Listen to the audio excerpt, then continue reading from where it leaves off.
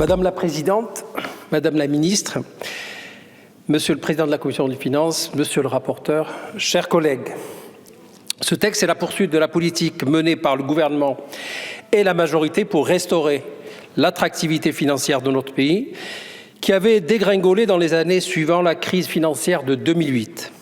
Depuis 2017, des réformes structurelles ambitieuses ont été menées pour adapter en profondeur notre environnement fiscal, social et réglementaire. Le droit du travail français a été assoupli. La fiscalité des entreprises a été allégée et simplifiée et notre système juridique a été modernisé avec la loi Pacte pour favoriser le financement des entreprises. Ces réformes ont porté leurs fruits. La France est devenue la nation européenne la plus attractive pour les investissements étrangers. Et Paris est devenu la principale place financière de l'Union européenne.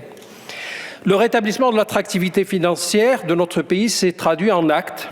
Notre pays se réindustrialise, notre croissance est robuste, même quand l'environnement mondial est peu porteur pour l'activité économique, comme ce fut le cas en 2023. Des milliers de nouveaux emplois sont créés et plusieurs milliards d'euros de recettes fiscales sont enregistrés. Bien loin des caricatures et des faux procès, renforcer l'attractivité financière de notre pays, c'est soutenir très efficacement la croissance et l'emploi. Dans ce monde très concurrentiel, notre pays et plus largement l'Union européenne font face à des défis de financement colossaux et nombreux auxquels nous devons répondre. Transition écologique, vieillissement de la population, réindustrialisation, course à l'intelligence artificielle.